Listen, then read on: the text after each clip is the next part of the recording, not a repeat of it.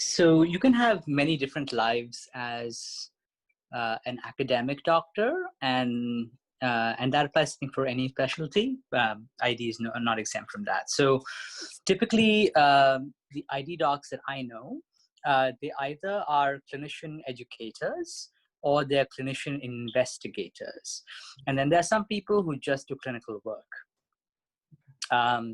And oftentimes people are doing just clinical work, maybe clinical and administrative work. These are the people who are in the private sector very often, some of them also in academia.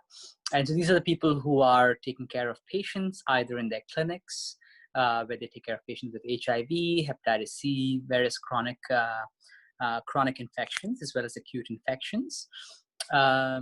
Or they're taking care of people in the hospital. And in the hospital, our clinical duties are usually on consultancy service. So we take care of a lot of infections, like a simple urine tract infection. If you're a general medicine doctor, you can take care of this. It's fairly straightforward. But when the drugs, when the bacteria that are causing these infections, or even the fungi, are very resistant, then they call us.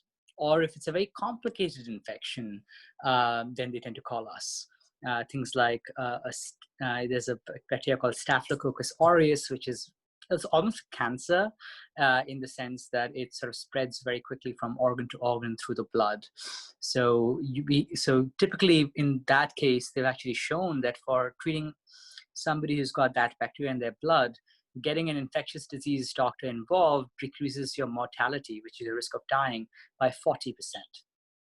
So those are the kind of cases where we talk to the primary team, talk to the patient, talk to the radiologists, talk to the surgeons, and somebody described it like, we are like the synapses. We help all these teams connect and make good decisions.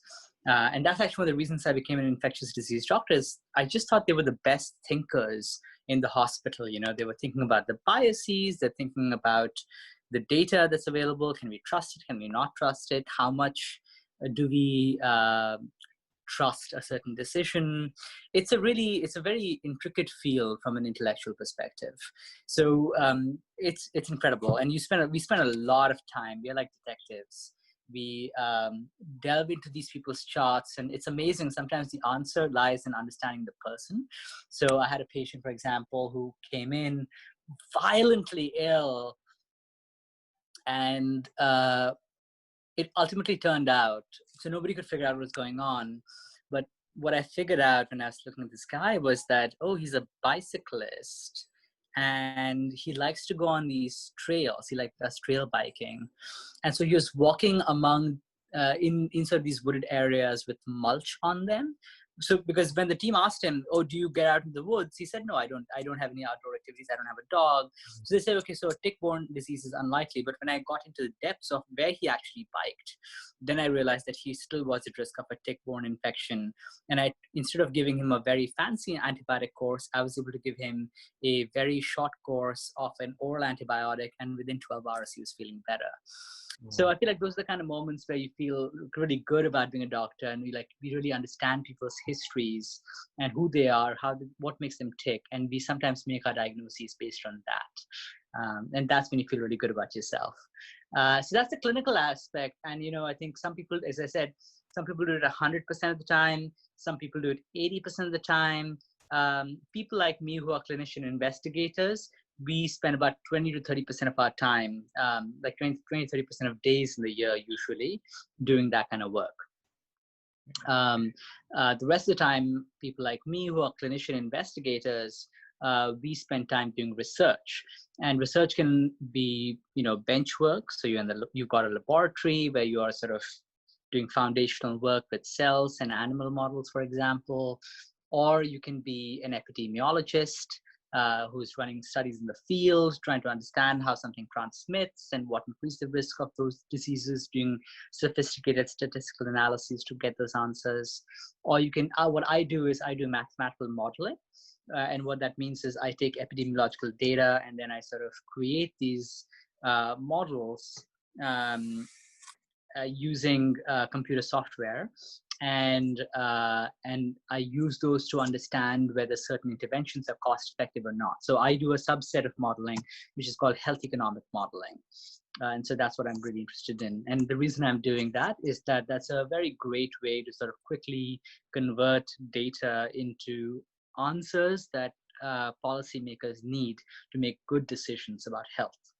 So that's what I do. Very cool.